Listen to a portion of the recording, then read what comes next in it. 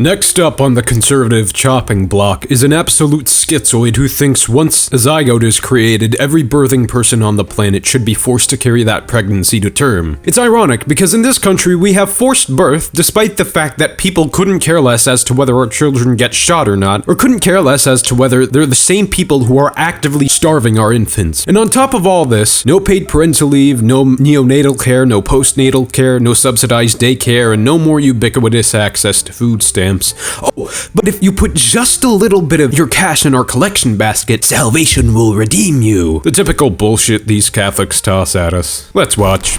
Abortion has been the law of the land for decades, longer than I've been alive, in fact. Here are 4 common pro-abortion arguments and how to answer them, edifying yourself and your debate partner in the process. Number 1, if abortion is banned, women will die. Many argue that abortion is medically necessary to save the life of the mother. This is false. The reality is that the vast majority of abortions are committed for reasons. You literally just debunked your own argument by saying that most abortions are done out of convenience, but some are in fact done out of medical necessity. As a matter of fact, I can think of a few examples off the top of my head. For instance, what if the fetus miscarries in the womb and the corpse causes an infection if it isn't taken out fast enough? What if it's a molar pregnancy that won't stop dividing? What if it's an ectopic pregnancy? Of convenience. But don't take my word for it. The pro-abortion Guttmacher Institute says that typically women procure abortions because, quote, having a baby would dramatically interfere with their education, work, or ability to care for dependents, or they cannot afford a baby at the time. And ooh, sucking out a zygote for your own convenience is so evil. You know what I consider evil? Limiting ubiquitous access to contraception to the point where pregnancy is pretty much forced, because on top of other forms of birth control, you have no access to abortion whatsoever. That is what's truly evil. But what about when a woman's life really is at risk because of her pregnancy? Even then, abortion is not what solves her medical emergency. If a woman is in danger of losing her life, her preborn child may have to be removed before the baby is old enough to survive. But her baby can be delivered with respect, and every effort can be made to preserve the baby's life if he or she is developed enough for medical intervention. Conservatives always obfuscate and prevaricate as to what they actually mean when they give prescriptive statements. The removal of the fetus before it's too old to survive on its own is objectively an abortion. You are actively debunking your own arguments that are attempting to debunk common pro-choice talking points. This is the greatest self-own I've seen this month. Friendships. There is no reason to intentionally kill him or her first. Your prescription literally is to remove the fetus before it's mature enough to survive on its own. That is literally killing it. Quit playing around with words and actually say what you believe. This is even true in the case of ectopic pregnancy. Planned Parenthood themselves say that treating ectopic pregnancy is not an abortion, and they won't even provide the service. Yeah, I found this Hill article that says they actually removed the distinction between an ectopic pregnancy and an abortion from their website, so you're just factually wrong. But instead, recommend going directly to an emergency room. Number 2, the forced birth argument. We often hear this mantra that banning abortion is forced birth. By that logic, not allowing a woman to have her toddler, kindergartner, or teenager killed is also forced parenting. That's again just factually wrong because she can give the child she has already up for adoption. However, I would tread cautiously in giving up a child for adoption because the foster care system is ripe with abuse. I don't see conservatives constantly calling them groomers, but okay. For that matter, banning fratricide is forced. No, if I had a brother, I could freely disassociate with him whenever I so pleased. You're not allowing the same thing in cases of abortion. Brotherhood and banning rape is forced chastity. Forced chastity is when you don't allow someone to engage in any sort of sexual activity whatsoever. I do have the freedom to have sex with someone who consents. All of these are completely disanalogous. The argument that banning killing is forced anything is particularly weak, even compared to those other examples, considering every single state in our nation has a safe haven law.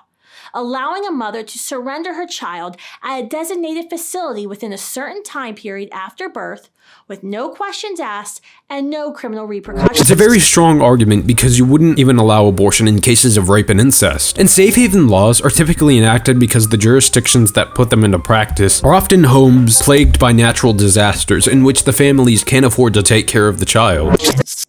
The idea that any woman in this country is being forced to parent because she can't pay someone to dismember her baby is simply untrue. It's very true, because again, you wouldn't even allow abortion in cases of rape and incest. I couldn't think of a better example of forced birth.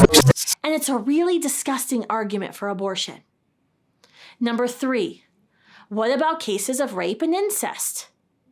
Rape is a horrific crime, and rapists should be found and punished to the fullest extent of the law, period. Rape results in trauma, and it's the pro-life movement that stands ready to support pregnant rape survivors. There is no justice for a rape survivor that comes from violently killing her child. There absolutely is, because you're forcing birthing people to carry the products of traumatic experiences. You are all absolute soulless scumbags. An innocent third party. Abortion advocates are willing to extend a pregnant rape survivor only one thing, and that's abortion. Good.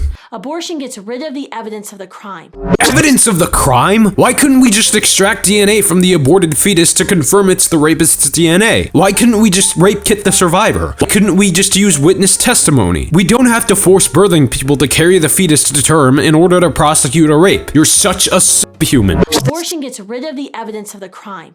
And it gets rid of the inconvenience of having to stand with her and support her for an extended period of time following her trauma. It's regressive to hold the view that if someone is conceived in rape, they have less right to exist than someone who is conceived in consent and love. Until a fetus has sentience, I don't care as to whether they were conceived in consent or not. Because it doesn't have the capacity to feel pain, I reserve someone's right to abort that pregnancy. Number 4, my body, my choice. Pro-life advocates are told again and again that women need reproductive choice to be equal to men, and that without it, women will become second-class citizens. Frankly, this is insulting. The theory of 1960s feminism goes like this. If we can separate baby making from sex, and if we can kill off the accidental babies that do pop up now and again, women can be just like men. Data shows over half of the pregnancies in the US this year will be unexpected. And when she gets pregnant, the woman, not the man, has to incite an act of lethal violence. Exactly who is she equal to then? Finally, if anyone tells you women should have unlimited license to abort their children because they don't have other options, your best response is to give them an easily accessible list of those other options, which we have compiled for you. What? Holy shit. Really, it is holy because the Catholics are spewing this shit. I feel like Bill Murray on Groundhog Day saying the same thing over and over again. We don't consider it a life, therefore we don't consider an abortion done to a non-sentient fetus killing. You in the description below.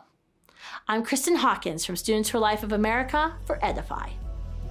If you want to go... I'm not reading that shit. Well, folks, as you can see, these religious Puritan zealots are in every way the most loathsome, vile, egregiously evil, malicious, wicked, depraved, iniquitous, fiendish, nefarious group of scumbags on the planet. They have utterly failed to debunk any pro-choice arguments, let alone steelman one, and they should all be mushed into the ocean. Don't fall for their bullshit.